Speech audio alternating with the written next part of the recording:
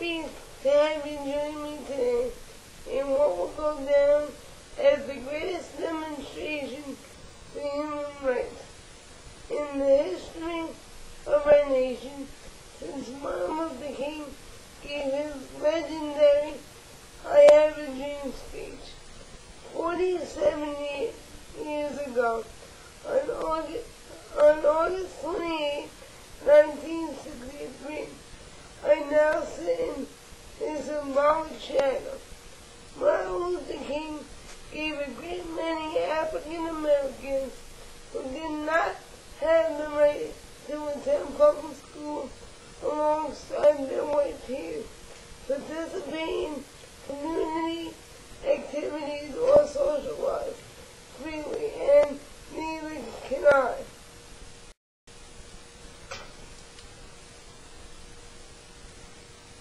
This incredible speech was a great beacon of light and gave hope to millions of Southern black people who had been living with the injustice of the time.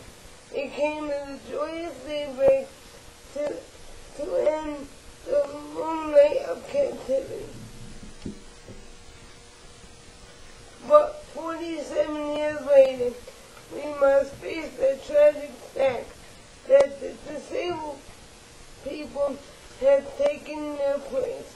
147 years after the Emancipation Proclamation was signed, it is not the life of a black man that is crippled by the restraints of segregation and the change of discrimination, but instead it is the lives of those who are disabled and use a wheelchair. 147 years later, the disabled are still languishing in the corners of American society and finds himself in exile in his own land. So we have come here today to dramatize an appalling condition. In a sense, we are asking our nation's capital to cast a check when the architects of our country wrote the magnificent words of the Constitution and the Declaration of Independence.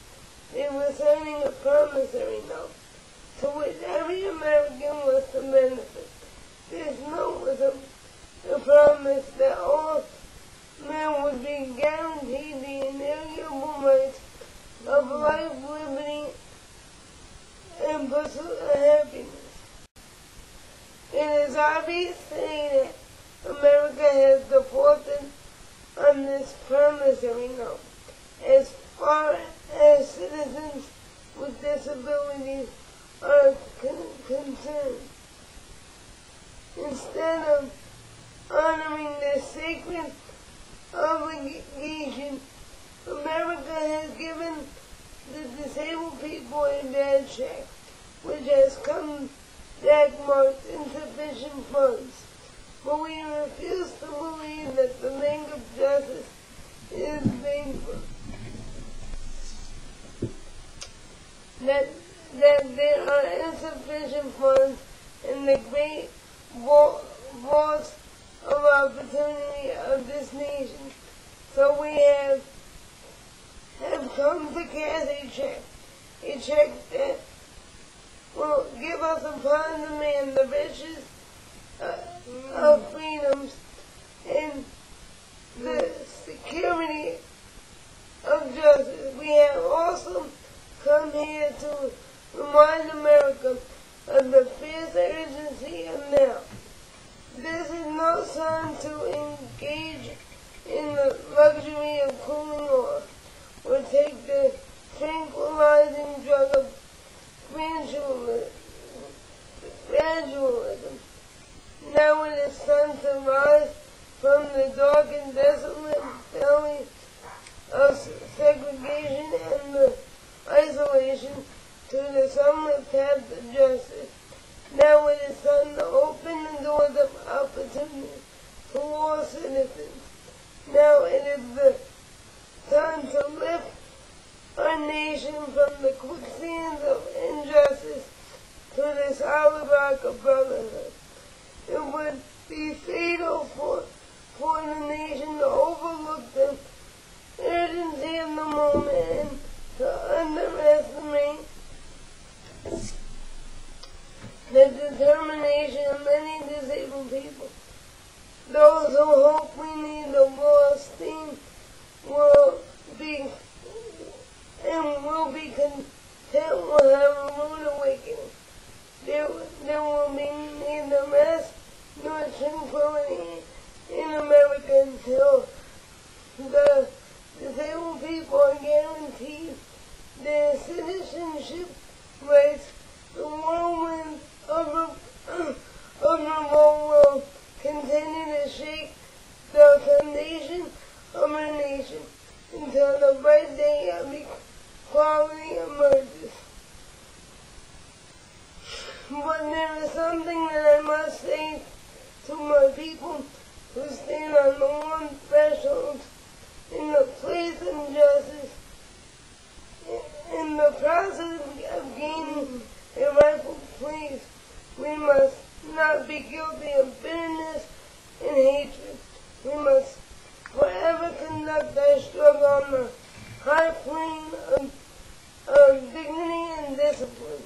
We must not allow our creative process to be reduced into hostility or slander.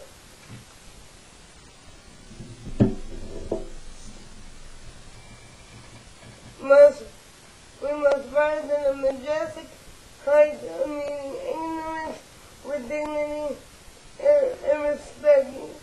We should not distrust all non-disabled people, but many have come to realize that their destiny is tied up with our destiny, and their freedom and ability to make their own decisions is bound to ours, because in a split second, the wrong turn of a steering wheel or a multitude of accidents can place them in the seat of my chair. Neither we nor they can stand alone. As we go forward, we must make the pledge that we shall never lose sight of our goals. We cannot turn back.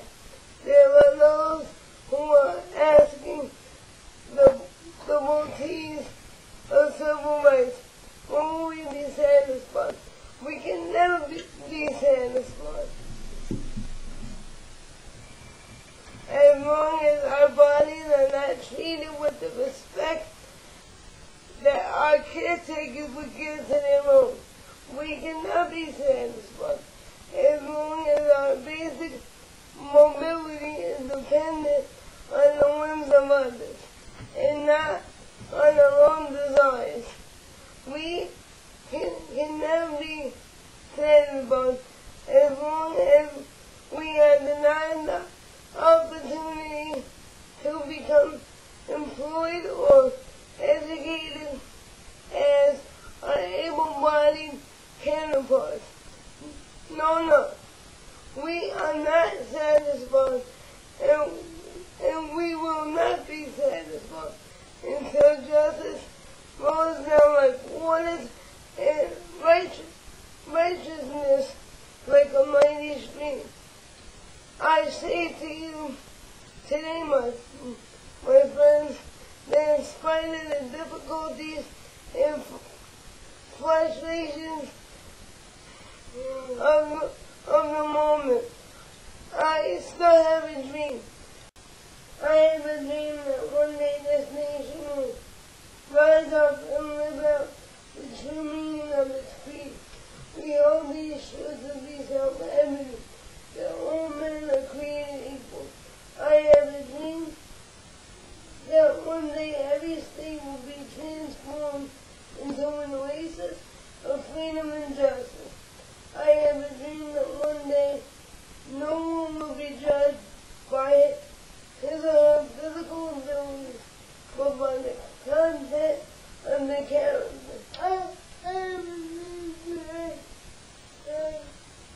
I have a dream that one day boys and girls will be together as sisters and brothers, no matter if they sit or stand or sit. Oh, I have a dream that one day every hill and mountain shall be made low, and the rough places will be made clean, and the places shall be made straight. And